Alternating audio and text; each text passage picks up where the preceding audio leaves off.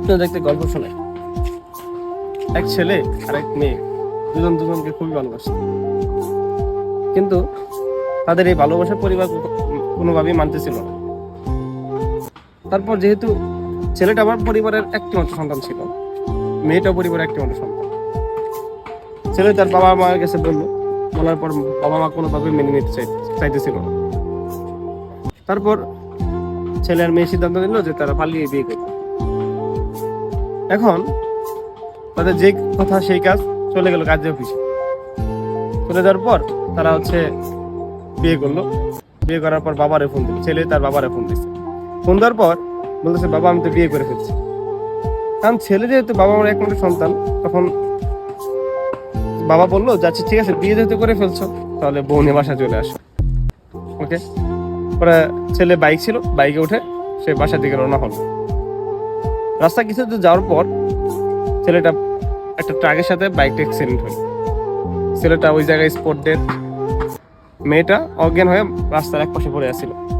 মানুষজন আসি দৌড়াদৌড়ি করে নিয়ে যায় হসপিটালে, কিন্তু ছেলেটা স্পট ডেড মারা গেছে। আর মেয়েটা প্রায় 10 থেকে 15 দিন পর জ্ঞান ফেরার পর মেয়েরা চিৎকার দিয়ে ওঠে যে আমার হাজবেন্ড কোথায়, যেহেতু বিয়ে হয়েছে তাহলে অবশ্যই তার হাজবেন্ড।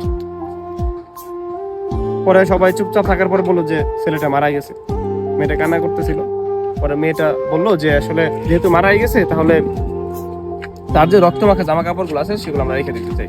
রক্তমাখা বলতে আমরা কি করি, একজন মারা গেলে কি করি, যে তার জামা কাপড়গুলো রেখে দিই স্মৃতি হিসাবে। সে ওই রক্তমাখা জামা কাপড়গুলো সে স্মৃতি হিসেবে রেখে দিতে চাইলো। পরে সে রেখে দিল। হসপিটাল থেকে যখন বাসায় শিফট হইলো, হওয়ার কিছুদিন পর সে একটা স্বপ্ন দেখতেছিল যে ওই রক্তমাখা জামা কাপড়গুলো কেউ একজন এসে তার স্বপ্ন চাইতেছিল।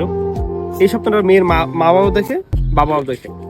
দেখার পর মেয়ের বাবা মা দুজনে মেয়ের কাছে আসে যে আমরা এরকম একটা স্বপ্ন দেখলাম, এর কারণ কি।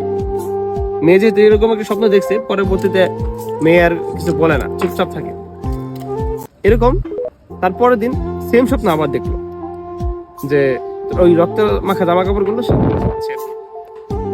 পরে এরকম যাইতে যাইতে আপনার একদিন প্রচন্ড বৃষ্টি হচ্ছে রাত্রিবেলা। তখন ওই যে লোকটা দেখছিল, দানব আকৃতির লোকটা দেখছিল স্বপ্নের মাঝখানে, এই দানব আকৃতির লোকটা এখন আর স্বপ্নে আসে না, আজকে সরাসরি বাস্তবে এসে হাজির হয়েছে যে রক্ত মাখা জামা কাপড়গুলো তার লাগবে।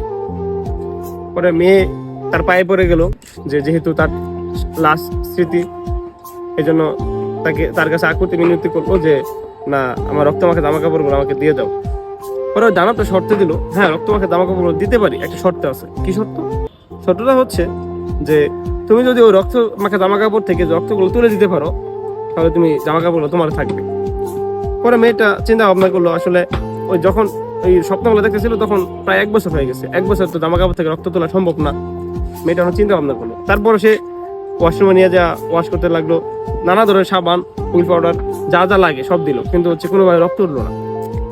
পরে দানবের কাছে আসছে। দানব বিকট হাসি দিয়ে বলতেছিল, তুমি যদি ওই জামা কাপড় থেকে রক্ত তুলতে চাও, তাহলে তোমাকে সার্ফ এক্সেল দিয়ে ধুতে হবে।